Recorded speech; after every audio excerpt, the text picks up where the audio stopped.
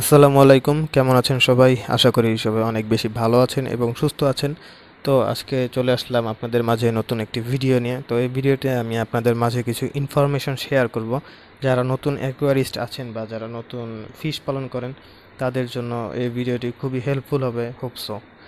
তো যারা চান যে আপনাদের মাছটা কি অসুস্থ হয়েছে এবং কী ট্রিটমেন্ট করবেন বা ট্রিটমেন্ট সম্পর্কে কোনো আইডিয়া থাকে না, তারা ফার্স্ট অফ অল আপনারা সল্ট ওয়াটারে মাছটিকে রাখতে পারেন এবং সেকেন্ডলি আপনারা মিথিলিন ব্লু, যেটা আপনারা দেখতে পাচ্ছেন নীল রঙের পানি, এই মিথিলিন ব্লুতে আপনারা মাছটিকে বেদ দিতে পারেন।